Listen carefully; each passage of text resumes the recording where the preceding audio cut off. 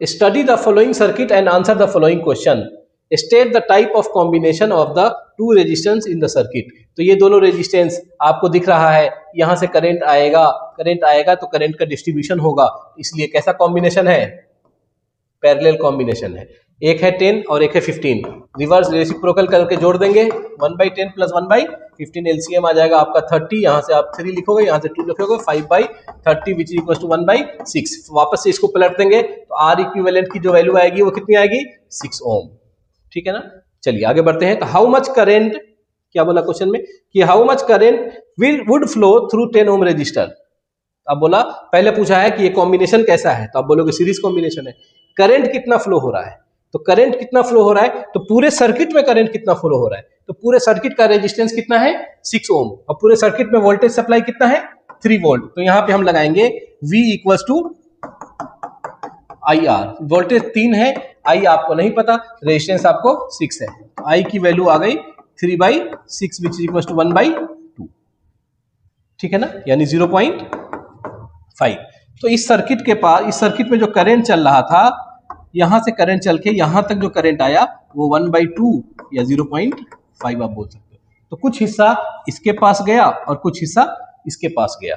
तो क्या पूछा है क्वेश्चन में कि how much current would flow through 10 ohm resistance, तो 10 ओम वाले के पास कितना गया। तो आप मुझे बताइए इसके अक्रॉस वोल्टेज बताइए। तो आप बोलोगे दोनों के अक्रॉस वोल्टेज कैसा होगा, तो वोल्टेज का डिस्ट्रीब्यूशन नहीं होता है, पैरेलल में वोल्टेज का डिस्ट्रीब्यूशन नहीं होता है। तो आप बोलोगे इसके अक्रॉस वोल्टेज 3 है।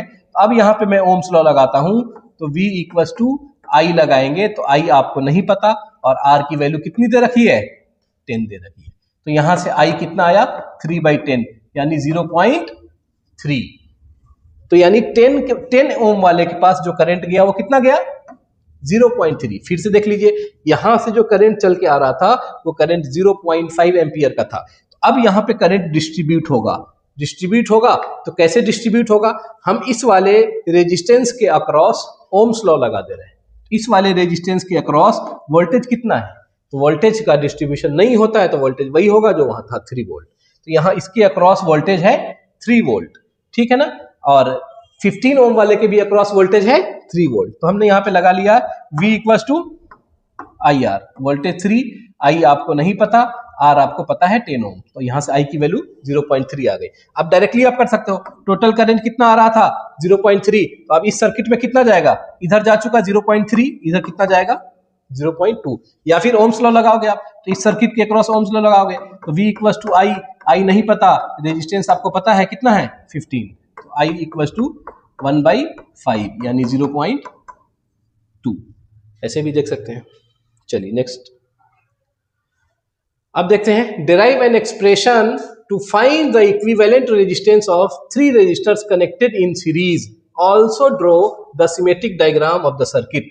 तो ये वाला डेरिवेशन बोला है कि 3 रेजिस्टेंस सीरीज में जुड़े हैं, 3 रेजिस्टेंस कहां जुड़े हैं, सीरीज में जुड़े हैं, और इनका इक्विवेलेंट निकालना है, इसका रिलेशन डिराइव करना है। तो यहां से कर लेंगे हम लोग, अभी जो करके बताया था आपको ये वाला है ना, 3 रेजिस्टेंस सीरीज में है और इसके लिए डिराइव करना है, तो ये रिलेशन आप कर सकते हो।